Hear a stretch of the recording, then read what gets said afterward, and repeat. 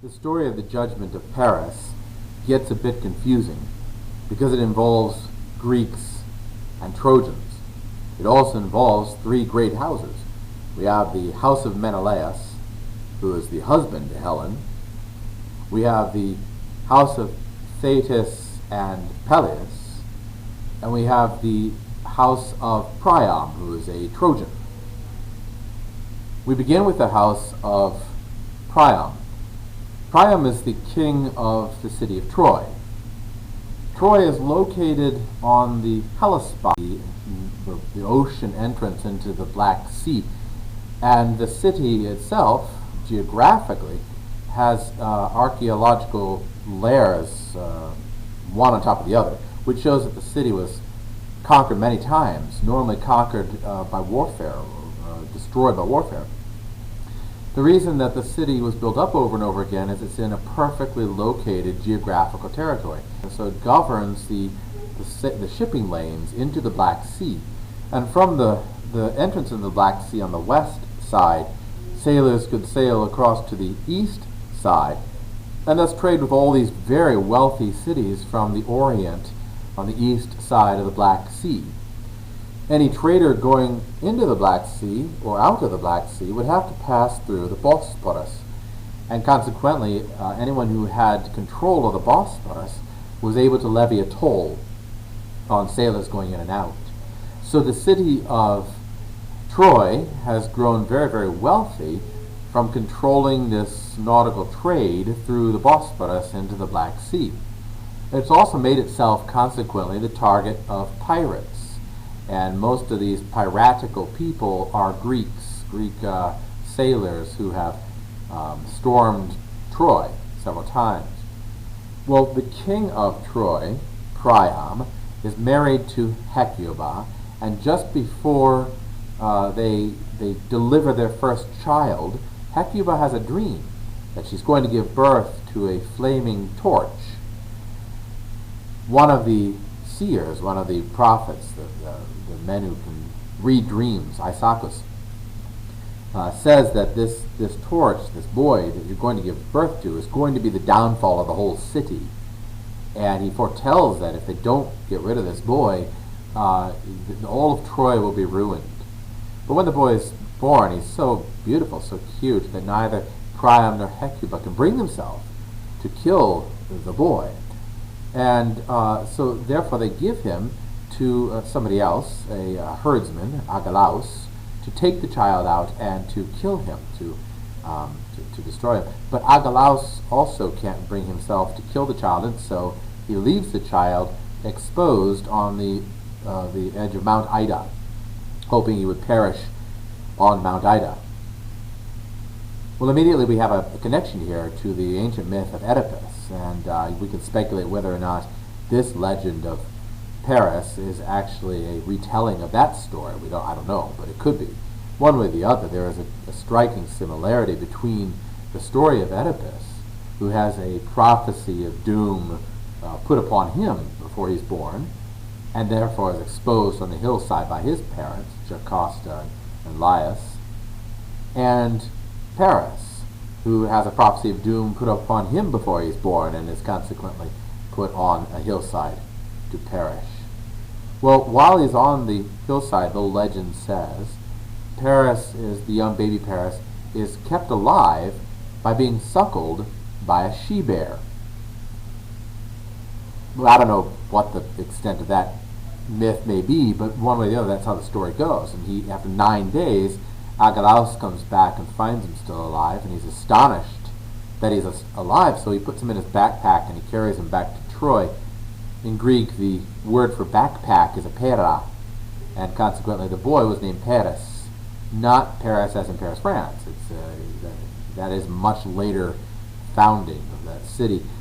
Rather, he's Paris as in one who has traveled in a backpack, a pera.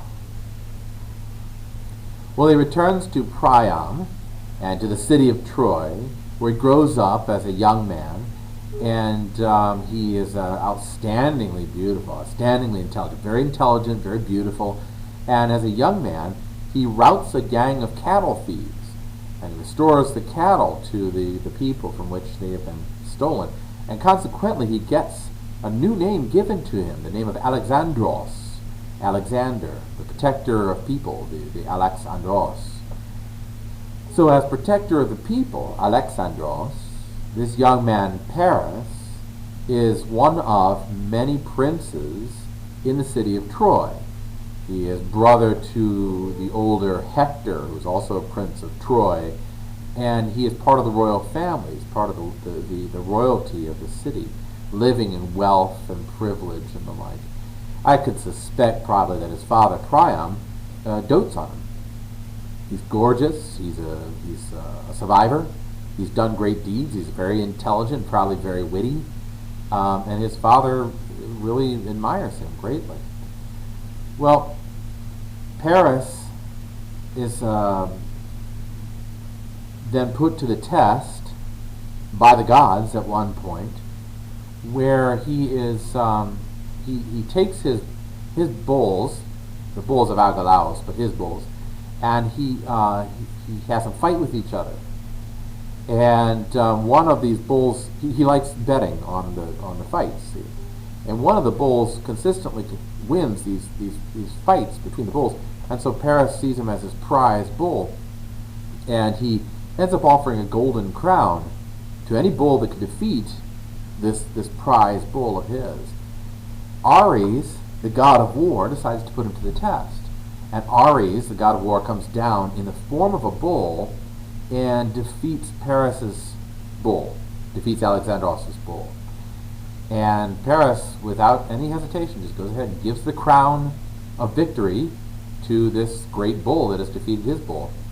And Ares is so impressed, the god of war is so impressed, that he assumes this guy is very honest, and he suggests that the gods keep Paris in mind for the future, which they do. Now we have to shift gears a bit and focus on something that occurs back in Greece. We heard earlier about how Helen had married Menelaus. So that story's already there, and Helen, a young Helen, probably a 15, 14-year-old girl, has married Menelaus, brother of Agamemnon, by lottery. So she has not fallen in love with Menelaus, who's probably older than she is, in his 20s. And she has married him by lottery.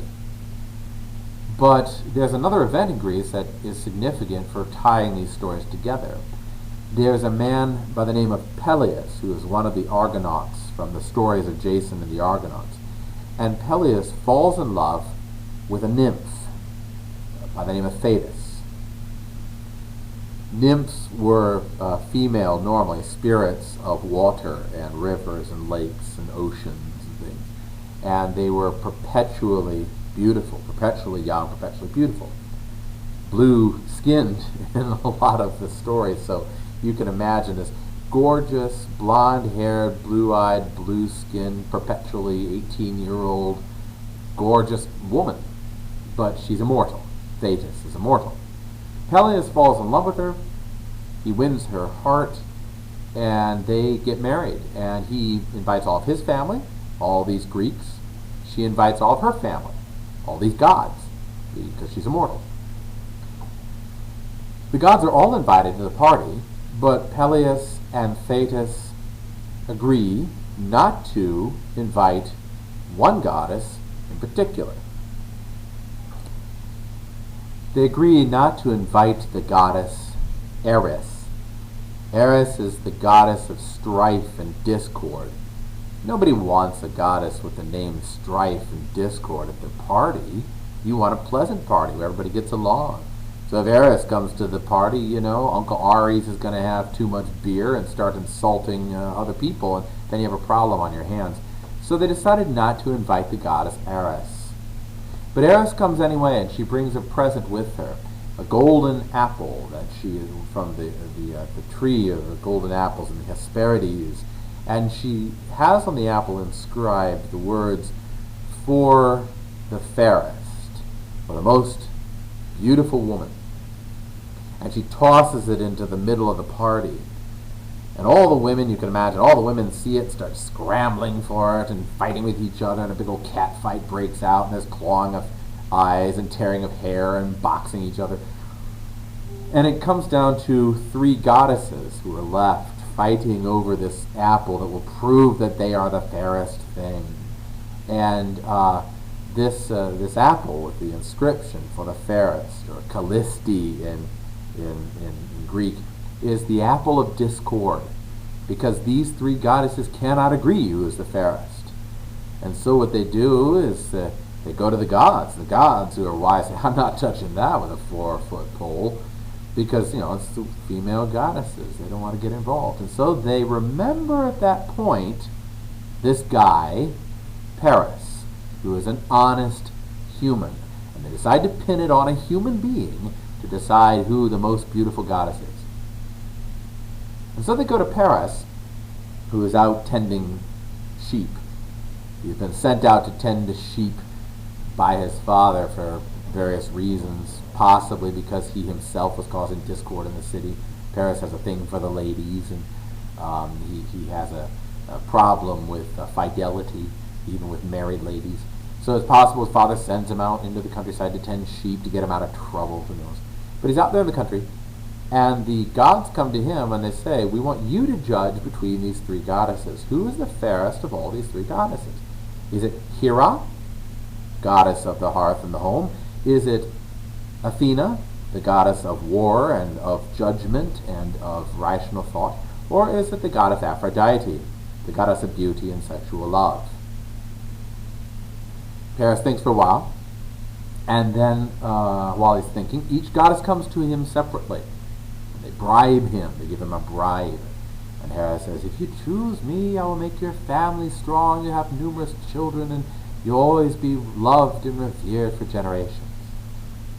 And Athena comes to him and says, if you choose me, I will make you wise in battle, strong of judgment, rational in thought. All men will admire you.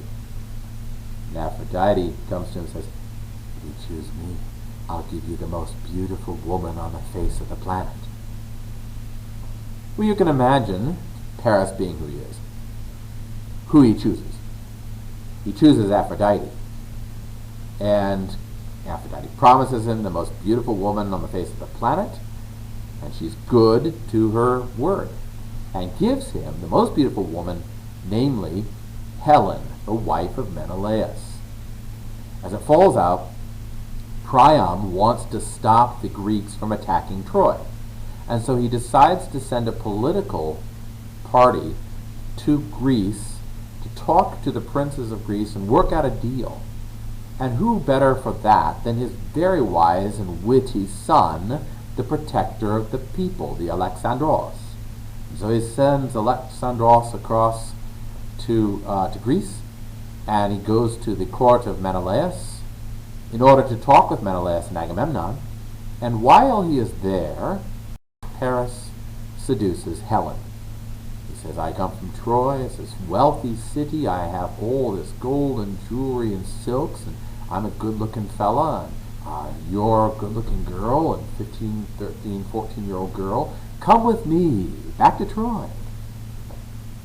So Helen makes a very bad decision, apparently, and decides to elope with Paris, and she runs away with Paris to Troy. As you can imagine, that's the end of the political talks. Because at that point, when Menelaus finds out, at that point, all the princes of Greece who have sworn to protect the husband of Helen are called in on their vow, and they're all asked to go to war against Troy. And thus Paris begins the Trojan War.